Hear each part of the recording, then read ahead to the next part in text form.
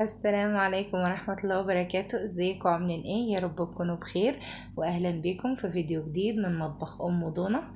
لو اول مرة تشوفوني ما تنسوش تشتركوا في القناة وتضغطوا لايك للفيديو وتفعلوا زر الجرس عشان يوصلكم اشعار بكل فيديو جديد. والنهاردة الفيديو بتاعنا جبار خطير جدا، طبعا القشطوطة المنتظرة. اضغطوا لايك كده ويلا بينا نسمي الله ونصلي على الرسول ونبدأ فيها مع بعض. في بولة كده هنزل بعدد 3 بيضات بدرجة حرارة المطبخ، وهنزل عليهم برشة فانيليا،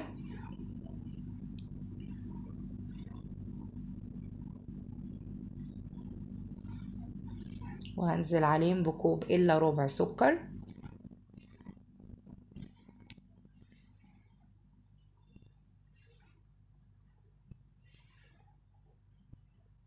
وكوب إلا ربع زيت،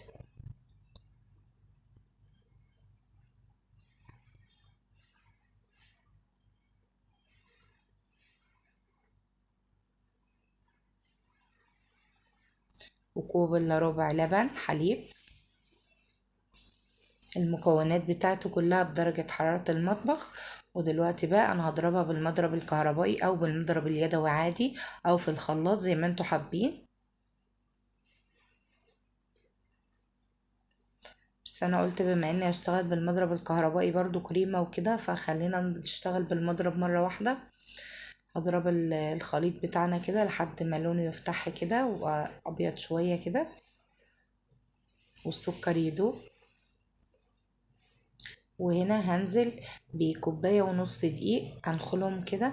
طبعا الكوباية المعيارية اللي انا بضيف بيها دي النص كوباية، دي المعيار النص كوباية مش الكوباية. الكوباية اللي احنا كنا بنضيفها دلوقتي اللي هي لونها اصفر دي نص كوباية، فانا اضيف منها كوباية ونص دقيق، ومعلقة كبيرة من البيكنج باودر او الكيك شيف. بصراحة أنا بحب الكيك شيف في الكيكات، بيخلي الكيكة بتاعتنا لونها فاتح كده وهشة وحلوة عن البيكنج باودر بصراحة. معلقة كبيرة كده من الكيك شيف أو البيكنج باودر زي ما تحبوا، وهننخلهم نخلة كويسة جدا مع ذرة ملح بسيطة.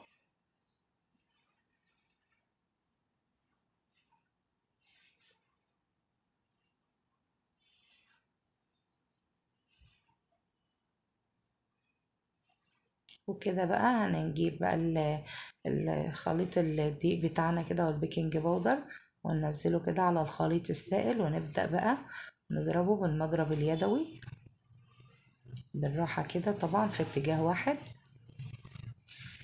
زي تقليبة الكيكة عادي خالص. المهم نضرب في اتجاه واحد.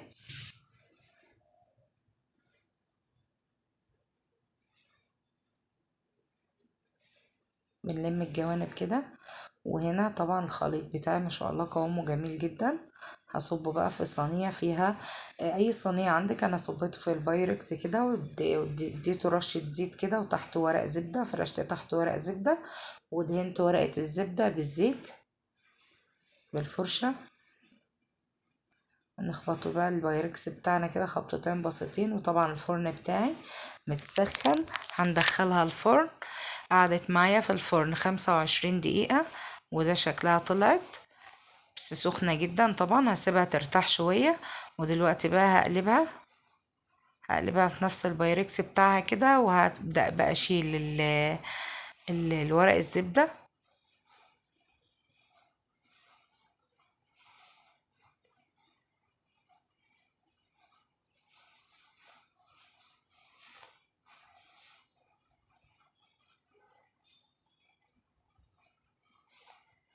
كده تمام. هسيب الكيك بتاعي يبرد خالص.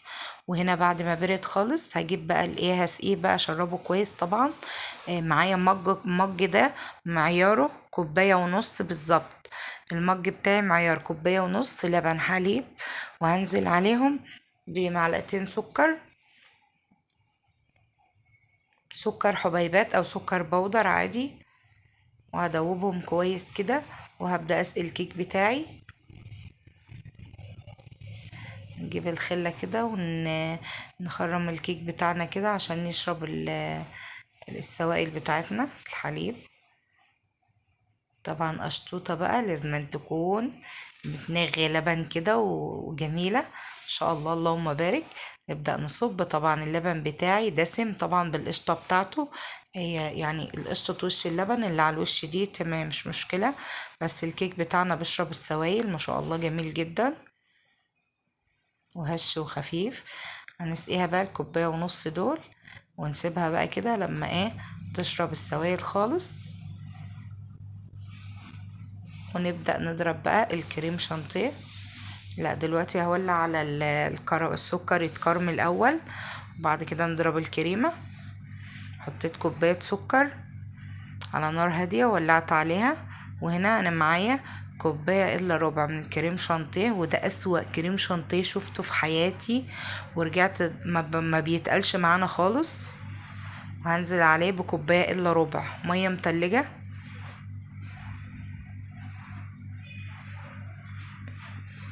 وهبدأ أضرب الكريم شانتيه ده.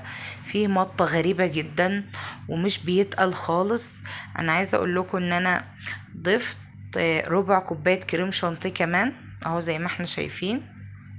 ضفت ربع كوباية كمان وما تقلش. وبعدت اشتريت كيس كريم شانتيه جاهز اللي هو دريم، وزودت به وضربته كويس عشان القوام يتقل معايا. بس الكريم شانتيه السايب ده انا بجيبه سايب على طول بصراحة، بس عمري ما شفت المطة الغريبة دي، ما كانش حلو خالص. هنا السكر بتاعي على نار هادية، اول ما بدأ يتكرمل كده نزلت بالاسباتيولا بقى وبدأت الم كده من الجناب.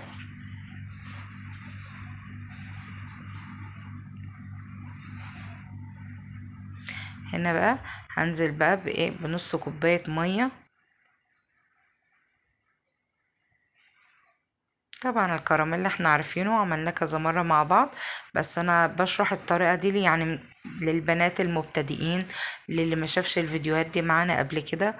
دي طريقة صوص الكراميل، ازاي بنكرمل السكر، وطبعا ما بنقلبوش خالص غير لما يدوب.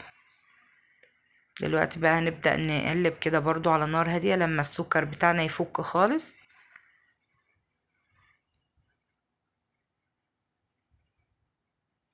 وهنا هنجيب اقل من نص كوباية مية كده، هنزل عليها ب3 معالق نشا، وهدوبهم بالشكل ده كده لحد ما يدوبوا كويس. وهنا السكر بتاعي داب خالص اهو، انزل بقى بالنشا وافضل اقلب على طول لحد ما الكراميل يتقل معانا شوية. وهنا صبناه في البولة دي كده، وهنسيبه بقى يبرد خالص. طبعا لما يبرد قوامه هيتقل.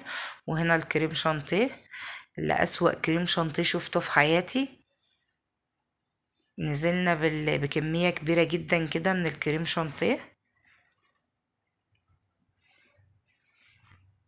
نحاول نفردها كويس. طبعا القشطوطة بيبقى عليها طبقة سميكة من ما شاء الله، شايفة الطبقة سميكة جدا اعلى من طبقة الكيك.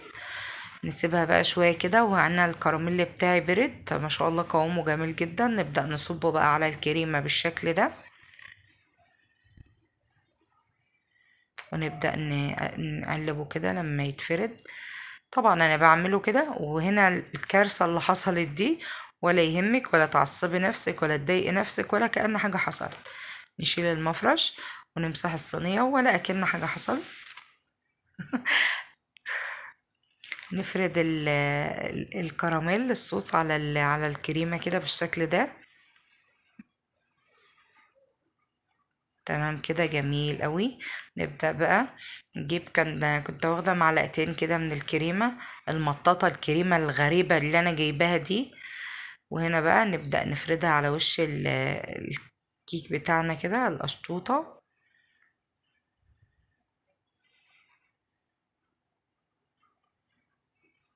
كريم شانتيه مطاط بيمشي معايا، انا بفرده على وش الكراميل كده بيمشي معايا.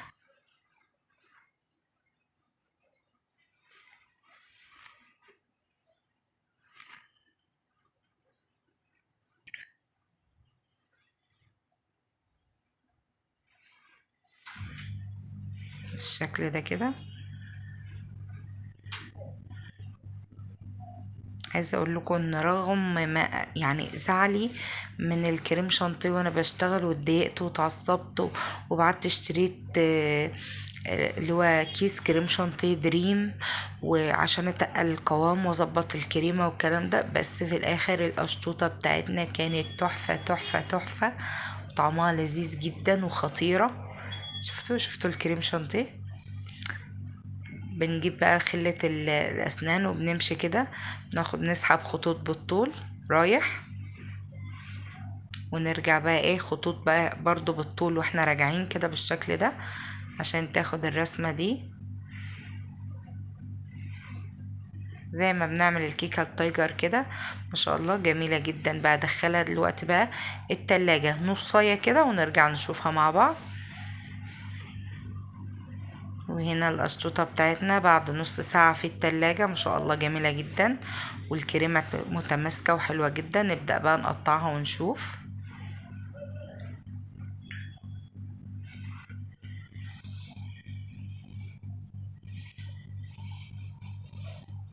وهنا سأسكت قليلا. طعمها خطير خطير خطير وجميلة جدا. وعلى سفير ما احنا بنشتريها من برا، سعرها مش مكلف خالص، واخدة طبقة كريمة جميلة جدا. يلا جربوها، وما تنسوش تكتبوا له رأيكم في الكومنتات، وما تنسوش تقولوا بتتابعوني منين. واشوفكم في فيديو جديد، ودمتم في امان الله، واسيبكم مع القشطوطة شوية، والسلام عليكم.